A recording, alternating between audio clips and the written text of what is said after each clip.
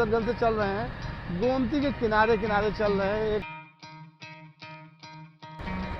तो आइए दोस्तों, फिर से एक बार अपने मोटो ब्लॉगिंग में मैं आया हूं और आपको जानकारी दूंगा, कुछ बताते हुए चलता रहूँगा और एक छोटी सी कहानी और एक छोटा सा चुटकुला भी आपको सुनाते हुए चलूँगा। तो सबसे पहले मैं आप लोग से कहूँगा कि हमारे चैनल को लाइक कीजिए, सब्सक्राइब कीजिए और आने वाले दिनों के लिए और भी हम आपके अच्छे लिए वीडियो बना सकें और आपको जो है इस मौसम में या इस विंटर में आपको और से अच्छी जानकारी दे सकें। तो इस टाइम हम लोग जहाँ से चल रहे हैं, ये हम लोग हजरतगंज से चल रहे हैं, गोमती के किनारे किनारे चल रहे हैं, एक नया आनंद लेते हुए, लुत्फ़ लेते हुए चल रहे हैं और यहाँ का नज़ारा हम आपको दिखाते हैं और यहाँ के व्यू के बारे में बताते हैं। तब तक आइए आपको एक छोटा सा चुटकुला सुनाते हैं। एक लड़का होता है जो बेचारा बहुत काला होता है, तो अक्सर लोग उसको टोकते हैं कि यार तू इतना काला क्यों, इतना काला क्यों है। तो बड़ा परेशान था और घर में भी जाता, अपनी माँ से कहता मम्मा मैं इतना काला क्यों हूँ, सब मुझे चिढ़ाते हैं कि तुम इतने काले क्यों हो। तो उसकी मम्मी कहती है बेटा कुछ नहीं है, इतना बेटा कुदरत का है, अब तू नहीं। कहता मम्मी पापा मम्मी आप लोग कितने गोरे, मैं इतना काला क्यों हूँ। वो रोज़ क्वेश्चन आके पुटअप करता था। एक दिन इसके पिताजी को थोड़ी सी मस्करी सूझती है जब वो आते हैं तो अपने पापा से भी ये कहता है। तो उसके पापा कहते हैं बेटा अब जब तुमसे कोई कहे, स्कूल में पूछे, तो तुम ये जो मैं तुमको कह रहा हूँ वो जाके बता देना। कहता क्या बता देना पापा जी, बताइए। तो कहता है बेटा देखे बेटा, जब तू पैदा हुआ था तो अस्पताल में लाइट चली गई थी, इसीलिए तू इतना काला है तो कहता है ठीक है पापा। तो उसकी टीचर जो होती है तो पढ़ा रही होती, पढ़ाते पढ़ाते उसकी तरफ निगाह करती है। कहता बेटा आज तू इतना हंस क्यों रहे, आज इतना हंस क्यों रहे हो बेटा राहुल। तो कहता है मैम मुझे पता चल गया है कि मैं इतना काला क्यों हूँ। अरे मैम कहती इसमें कौन सी बात है बेटा, हंसने। कहती नहीं आप लोग मुझे रोज चिढ़ाते नहीं, मैं आज इसका जवाब दूंगा। तो कहती बेटा बताओ क्यों काले हो। कहता है मैम जब मैं पैदा हुआ था ना, तो कहती हाँ बेटा इसमें कौन सी आश्चर्य बात है, हर आदमी पैदा होता है। कहता नहीं मेरे में एक आश्चर्य की बात है, जब मैं पैदा हुआ था ना तो लाइट चली गई थी, उसका कलर मेरे पे आ गया, इसलिए मैं काला हूँ तो ये है बच्चों की नटखट और बच्चों की कहानियाँ। तो यही सब चीज़ें हैं जीवन में, हम लोग कहीं भी निरंतर चलते रहते हैं, काम करते रहते हैं और जो है उसका फल नहीं मिलता तो निराश होते हैं। ऐसा नहीं है, जीवन है, ये चलता रहेगा और इस तरह से होता रहेगा।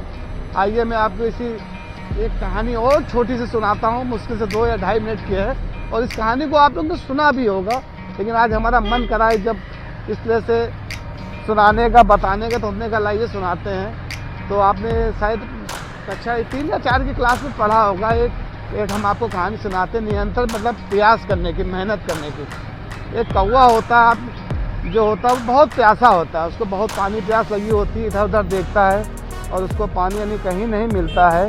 ये देखिए यहाँ पे क्या लगा हुआ, हम नीचे उतरते हैं, यहाँ पहले हम आपको दिखाते हैं फिर ऊपर आते हैं। ये भी कोई मेला टाइप का लगा हुआ है, उसको थोड़ा सा हम कवर करते हैं और आपको दिखा के फिर हम इसके ऊपर वापस आते हैं।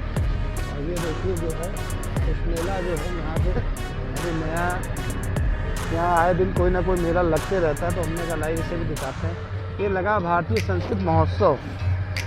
ये देखिए ये गोमती का किनारा है, समझिए हम नदी के पास गाड़ी चला रहे हैं। अब इस मान को चलिए सामने ये नदी है और ये है, ये देखिए बड़ा अच्छा कहानी को, इसीलिए हमने थोड़ी देर के लिए रोक दिया। हमने कहा लाइए पहले हम आपको ये दिखाएं थोड़ा सा, और आप लोग आना चाहें इस मेले का आनंद लेने के लिए आ सकते हैं। हम तो फिलहाल ये नदी के किनारे किनारे चल रहे हैं। ये देखिए बिल्कुल नदी है ये बगल में। किसी टाइम ये नदी जहाँ हम गाड़ी चला रहे हैं यहाँ हुआ करती थी, तो यहाँ इन्होंने पक्का बना दिया है। तो हालांकि ये देखिए सामने झूले वूले है और तो हम यहाँ से बैक कर लेंगे ऊपर के लिए, क्योंकि आगे शायद रास्ता नहीं है। तो हम यहाँ से मुड़ते हैं और ये देखिए चाल है और हम यहाँ से फिर से बैक होकर चलते हैं। ये सामने देखिए आज मौसम ने एकदम अलग तरह के करवट ले रखी है, जैसे लग रहा है कि एकदम मतलब जो है कोहरे की धुंध छाई हुई है। बिल्कुल मौसम यहाँ का सही नहीं है। तो हम अपनी कहानी पे कहाँ पे थे, हाँ, तो कौवे को प्यास लगती है और इधर उधर वो देखता है, तो वो एक बर्तन के पास जाके देखता है। एक बर्तन पड़ा होता है, मिट्टी का बर्तन होता है और उसमें थोड़ा सा पानी होता है और वो बर्तन जो इतना गहरा होता है कि कौवा उसके अंदर जा नहीं सकता है। तो कौवा सोचता है कि अब मुझे पानी तो पीना है, क्या करूं। तो वो एक दूर से जाता है, एक कंकड़ लेके आता है, उस कंकड़ को मतलब पानी में डालता है, लेकिन वो पानी जो है अब एक कंकड़ में कहाँ ऊपर आने वाला।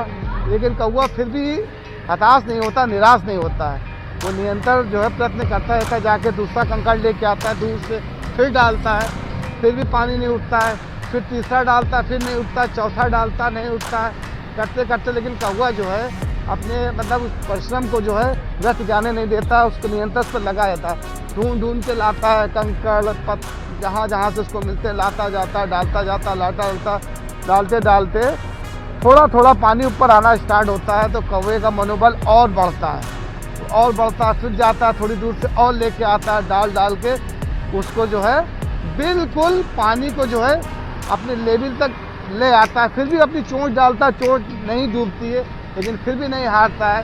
समय हो जाता है, काफ़ी रात होने को होती है, सुबह से लगा होता है, लेकिन फिर भी वो रात में भी ढूंढ ढूंढ के लेके आता है, क्योंकि उसे पानी पीना था, वो प्यासा था, साथ में उसके और बच्चे थे वो भी प्यासे थे, सो लिए लगा रहता है, फिर डालता है, पानी डालता है, आखिर में उसकी जीत होती है, वो पानी का लेवल चढ़ता है और ऊपर आ जाता है, और कौवा उस पानी से अपने को पीता है, अपने बच्चों को पिला के उससे तृप्त होता है।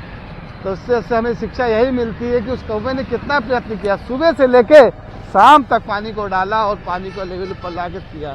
तो यही है, इंसान के जीवन में भी यही है, इंसान मेहनत करता सफल नहीं होता, मेहनत करता सफल नहीं होता है, लेकिन यही है कि आदमी निरंतर अगर मेहनत करता रहता तो सफलता जरूर उसके हाथ में लगती है। जब वो एक जानवर होके, एक पक्षी होके उसने इतना मेहनत करा, हम लोग तो ऊपर वाले की बनाई हुई एक विशाल मतलब आकृति परमेश्वर ने हमें रचा है, सृष्टि के लिए हमको बनाया है, तो हम लोग इतनी जल्दी क्यों हार मानते हैं। तो बस इस कहानी से हमें शिक्षा यही मिलती है कि आप लगे रहिए, निरंतर प्रयत्न करते रहिए, सफल आप जरूर होंगे। आज नहीं कल होंगे, कल नहीं परसों होंगे, लेकिन होंगे जरूर। बस यही कहूँगा कि अपने लक्ष्य को मत छोड़िए, लक्ष्य पे लगे रहिए, क्योंकि कहीं ना कहीं लक्ष्य आदमी का गोल ही आदमी को जिताता है। तो बस आप लोग से यही कहूँगा इस कहानी के माध्यम से कि आप लोग भी इसी तरह रहिए, भी पॉजिटिव रहिए, निगेटिव कभी मत सोचिए, हमेशा अच्छा सोचिए। आप अच्छा सोचेंगे तो जीवन का हर काम, हर एक चीज़ अच्छा ही होगा। तो यही चाहूँगा आप लोग मस्त रहिए, खुश रहिए और दुआओं में हमेशा याद रखते रहिए सुरेंद्र सिंह व्लॉग को। आने वाले दिनों के लिए हम भी किसी न किसी परेशानी में थे, लेकिन धीरे धीरे हमने भी उससे आगे निकलने की कोशिश करी और फिर से हमने आप लोगों के लिए बहुत ब्लॉगिंग शुरू कर दी है। अब हम आपके लिए निरंतर ब्लॉग डालते रहेंगे। आने वाले समय में बहुतों से हमसे शिकायत थी कि सर आपका ब्लॉग नहीं आ रहा है। अब हम सबसे यही आशा करते हैं कि आप निरंतर हमारे ब्लॉग को देखेंगे और आपकी हर एक इच्छाओं को हम जानेंगे, बनाएंगे। अगर आपके लिए कुछ ऐसी चीज़ है तो हमें बताइए, हम उसे भी ज़रूर अपने ब्लॉग में शामिल करेंगे और बनाएंगे। ओके गाइस, एक बार फिर से लव यू, बाय। और बस यही कहूँगा, दुआओं में हमें याद रखिए। अपने ब्लॉग को यही समाप्त कर रहा हूँ। हमारे चैनल को लाइक कीजिए, सब्सक्राइब कीजिए। Okay, good bye.